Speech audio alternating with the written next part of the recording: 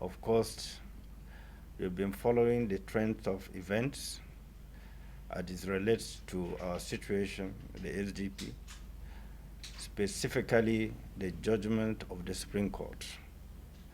I want to start by welcoming the new CJN, Justice Kudirat, at the very difficult times to preside over the justice system in Nigeria.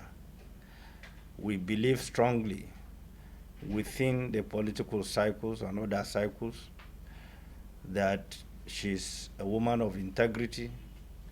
She has proven over times, over decades, that she's fearless. She deals with facts available to her without fear or favor. On those grounds, we are welcoming her on these hot seats, and we do hope and pray that as a mother that's presiding over an institution that deals with morality, justice, fairness, and equity, that we shall invest everything to leave a legacy behind and ensure the justice system she has inherited is reformed, as acknowledged by her when she was sworn in by the President and Commander-in-Chief. She acknowledged the challenges in the judiciary, and she promised to do everything humanly possible to reform what she met on the ground. On this note, we are adding our voice to strongly advise her to do all that is humanly possible and reform the corruption in the judiciary. We know that we have some of the best judges in Nigeria. We actually have some of the very worst judges the nation have recorded in recent history. On this note, we are praying for her as a party, as citizens, that she will have a very successful tenure, devoid of taking sides, to define the new judiciary under her leadership. Number two, we are here to respond to the judgment of the Supreme Court. It is said all over the place that after Supreme Court, the next is God. We know that. There's no dispute around that.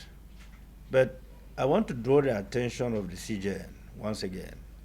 It is not the judgment that is very alarming alone, but the way and the manner our candidate was attacked in the Supreme Court.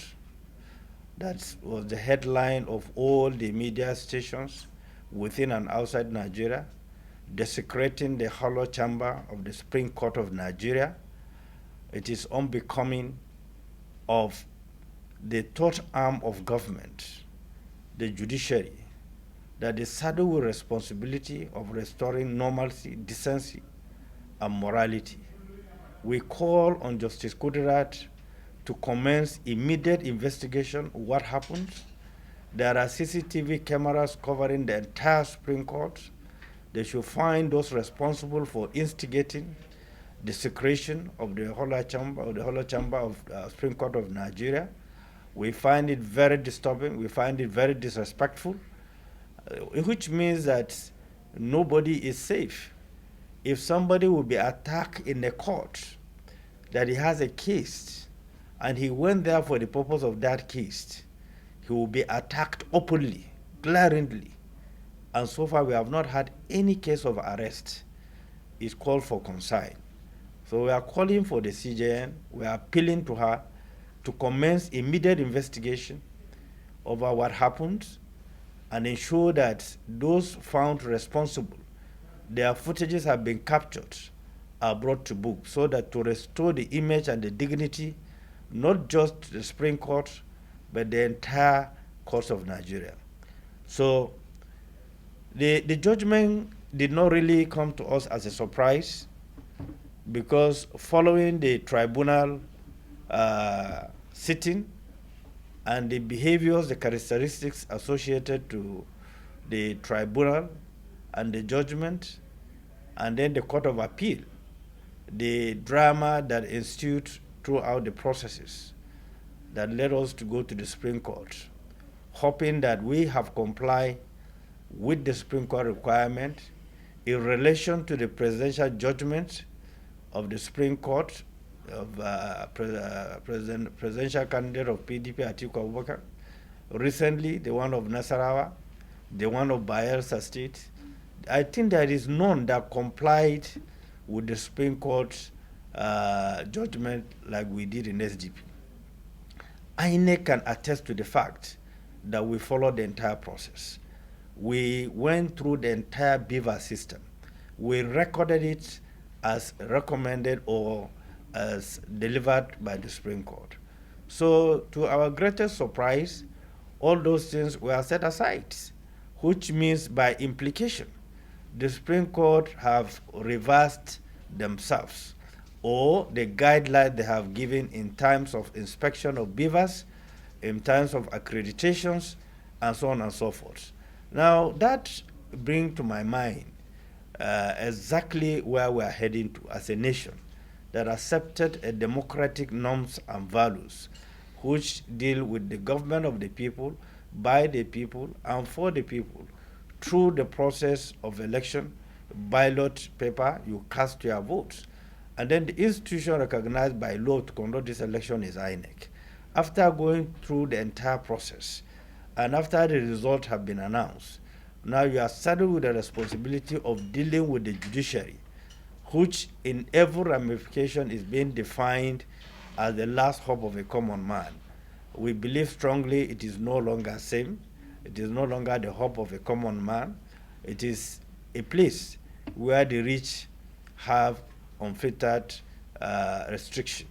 So on this note, we reject that judgment, but we have nowhere to go. The only place we have reported is to God Almighty, which all of us we are subject to. God created all of us, both we, the politicians, the judges, the security agencies. God is the final arbiter. God knows that we put in our best. A lot of people lost their life. People were killed in the process. We thought that the judiciary would be extremely very sensitive in looking into these issues, why people lost their life. Parents were grieved, and make sure that justice is being done to the entire process. It's not just for SDP, it's for the nation. What is going on has nothing to do with our just interests as SDP, but the stability of Nigeria, the peace of Nigeria. Because part of the problem we are having today is the lack of justice system. So people are taking laws into their own hands. And this will lead to a lot of voters' apathy. You can see the total vote that produced the president is about 8-something million. Look at the vote that produced former Vice President Atiku Abubakar and peterobi. Put them together and take the total number of registered voters in Nigeria, over 100 million registered voters. Now, we are going down as a nation that is practicing democracy, that allow franchise, for people to cast their votes, which means with this judgment and the upcoming election in Ondo and Edo states, you are likely to see a very, very low turnout. People are losing hope, people are losing confidence. One of the most remarkable things that the judiciary have to deal with is this judgment of Kogi states. It will haunt the system for a very, very long time. I cannot imagine in a system that is well established, well organized, where 3 local governments can cancel 9 local governments, where the INEC themselves admitted that their sensitive materials have leaked, and they issued 2 press releases that they are going to take action on those 3 local governments. No action was taken because some high-profile people decided to subdue INEC instead of allowing INEC to do their job. This is where we are today, and this is the price we are paying. People have no confidence in the electoral process. People are losing confidence in the judicial process, and this will lead to anarchy. So I'm calling on the President and Commander-in-Chief to step up and live up to his own responsibility, ensure the safety of Nigerians. Of recent, we lost 2 obas in the Ekiti State. Not too long ago, about 2 weeks ago, we lost an emir in Sokoto State. These are high-profile people. Nobody is mentioning ordinary people that are in captivity for months, and the president is aware.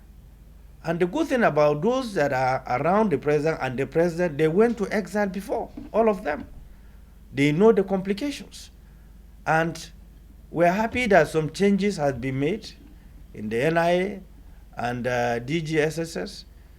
We hope that it's for good, but if what we are hearing is anything to go by, there's an attempt to hunt people who disagree with this government. I want to advise the president to be extremely very cautious. The fragility of Nigeria, nobody should dare to hunt or crack people for airing their views.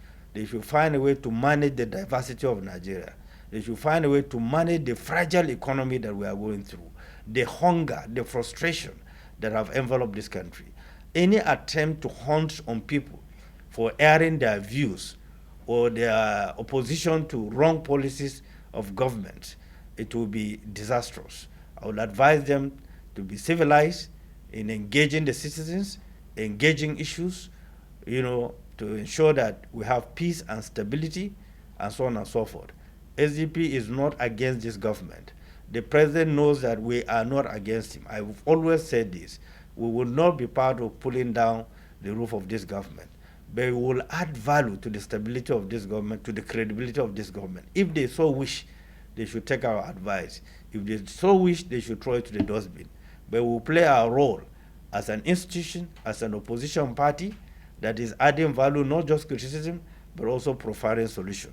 So I want to thank you for coming, just to register our serious concern, and I will give space to the candidate to also tell you his own experience. As if we are in a foreign land, somebody will be attacked in the hollow chamber of the Supreme Court of Nigeria. Your Excellency, please. Okay, sir. Thank you very much, gentlemen of the press. As our national chairman has spoken, I don't have much to say, but all I want to say here is Nigeria is on our way to Mogadishu.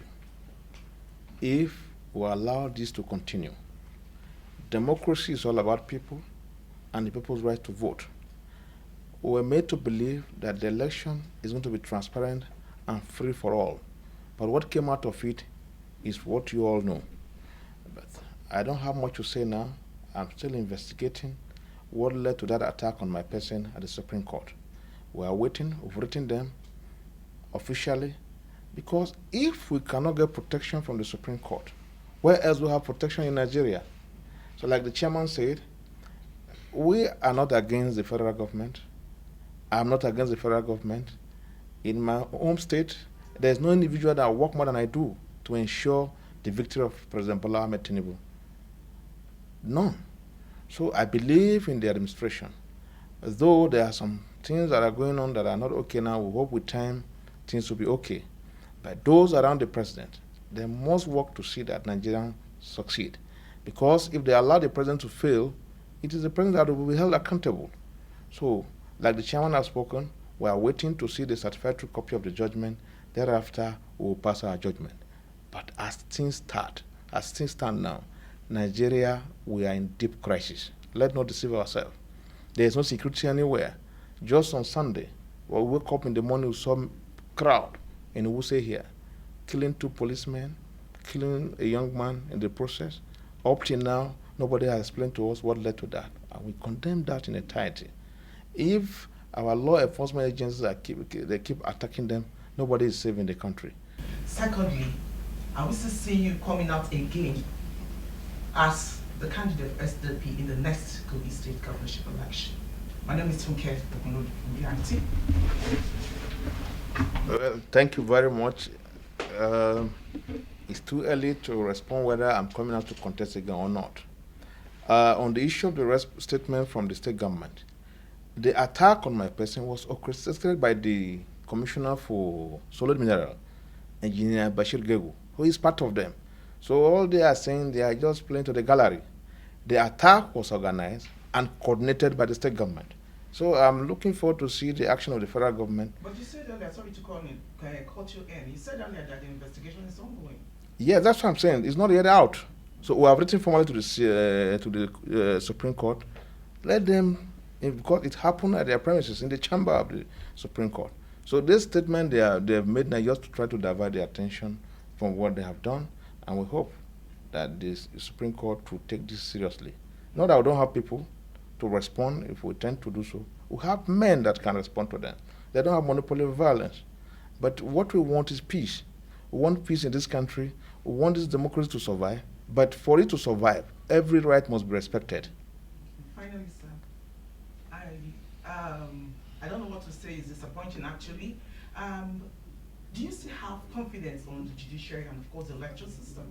I must say from the bottom of my mind, from my heart, the former CJN, he has done more harm to the judiciary than good. So we hope the new person there, the Justice Kudurat Kekereoku, will turn the leaf around. What the man that was there did to the Nigerian judiciary, I don't think we'll get out of it in the next 20, 30 years. That's the truth. Thank you, sir. Let me remind you, this is the same man who nominated his own cousins, children, as the justices of the courts. That is how we personalize institutions of Nigeria. In furtherance to what he has said, it's not about apology from the states. It's about desecration. It's about the attack on somebody who complained to an institution to come to his rescue. He went there thinking that that is the safest place, and he was attacked. They virtually lynched him. He had to escape. I don't know if you have seen how his drivers were able to take him out. They would have probably killed him, because the intention of that attack was very horrible, was quite intentional, was quite violent. No decent leader will direct his own supporters to do that. Look, these are street behaviors. Rascality is not an inbuilt, it's a street thing. Anybody can pick it and use it. Politicians can explain that better. I can pick street behavior and use it and dump it. Nobody has monopoly of violence. The balancing of terror is in we, the politician, if we want to do it.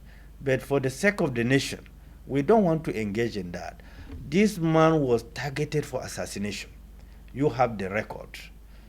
His car was raided with bullets. His life was threatened severally in Kogi. INEC office was threatened to be burnt in Kogi. The materials were to be burnt. We fought all through to get those materials from Kogi down to Abuja. We fought all through to transfer the tribunal from Kogi to Abuja. The secretary of the tribunal was abducted. What are we talking about? Who is deceiving who? Who is deceiving who? And the president can sit down as the president and commander-in-chief to allow this thing to be happening because of some targeted interest. Does that interest mean well for him? The President Bola Ahmed Tinubu that I know, at his age, that is leaving legacy behind, that is leaving Nigeria well reformed under his tenure, this kind of situation will never happen. I can vouch under President Olusegun Obasanjo, because there was an attempt. He crushed it. It will never happen under General Babangida. It will never happen under Abacha. It will never happen under them. Leadership is about decisiveness. If you are not decisive, get out. Kitchen is meant to be hot. If you can't stand the heat, you get out. Nigeria cannot take further deterioration, abuse of personalities, dehumanizing them, because people are in power. We produce half-baked, and it's costing everybody. Virtually everywhere half-baked were produced to lead sensitive institutions that is bringing Nigeria to its knees.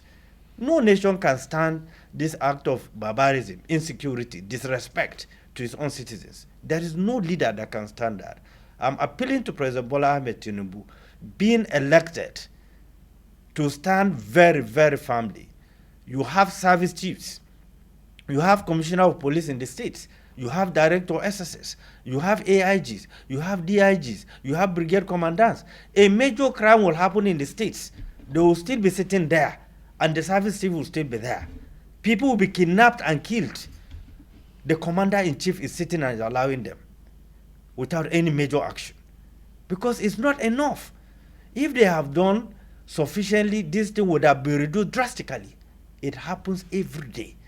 if somebody like him, who ran for an election, went to court for justice to listen to the judgment on either whether it will be good or bad, and then get attacked in the hollow chamber, then I'm sorry. That's why I pray for Justice Kudira Kekere to stand very firmly, to restore the dignity of the judiciary, and for the president to bring a major reform in the judiciary. Some few judges have brought this country to its knees. The reputation of Nigeria have gone down. It's still in our archives that Nigeria have produced some of the best judges that have presided over affairs both within, locally and internationally. Why are we going down? Why would the president sit down and allow this to continue to happen? Why would the National Assembly, that was elected with an oversight function, to allow this act of barbarism to continue to happen? This is very bad. This is very sad. The Electoral Act must be reformed. Otherwise, there's no need to continue to have election in Nigeria. And INEC, that was the chairman that was nominated by presidency, commissioners nominated by presidency, resident electoral commission nominated by presidency, the entire process by the executive, and you think that you will have free and fair election, is not possible. So if we want to reform the electoral process, we must have a body that is independent, not being funded by the executive, determined by executive, influenced by executive. Then why are we having political parties? We can have one party system in the country, so there will be no opposition. Thank you very much. Any further?